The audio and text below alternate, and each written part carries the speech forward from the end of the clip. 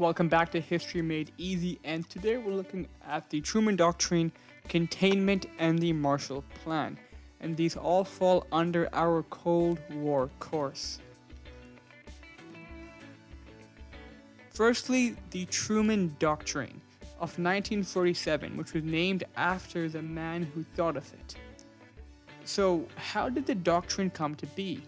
Well, in 1947, America intervened in Greece with the intention of preventing them from falling to communism, and the Americans were successful. These events in Greece marked a new era in the USA's attitude towards world politics and international affairs. This new approach by America was labeled the Truman Doctrine. And under the doctrine, America was prepared to send money, equipment, and advice to these countries who were under communist threat, and in return there would be capitalist allies. And this all ties into his policy of containment.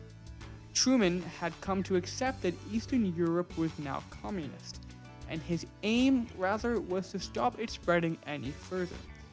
This was known as containment. They first applied it to Greece and later to Turkey.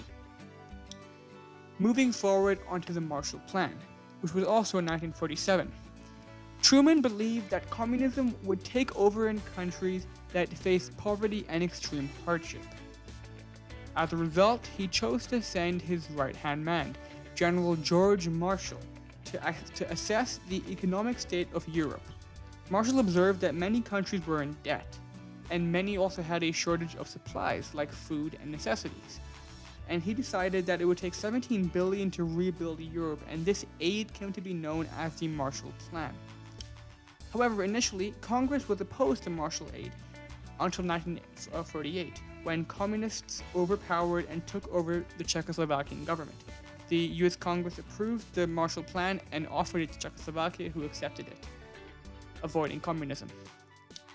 Essentially, Marshall aid was when America would help countries rebuild with money and supplies, but in return they would have to stay capitalist. And this ties into the doctrine and containment by helping rebuild Europe and maintaining capitalism. So on one hand, the Marshall Plan was generous to Europe, but on the other, it was motivated by US self-interest. Stalin viewed the Marshall Plan with much suspicion, and tension grew between these two power countries as the Cold War got underway. Thanks for watching. Like, comment, and subscribe. See you next time.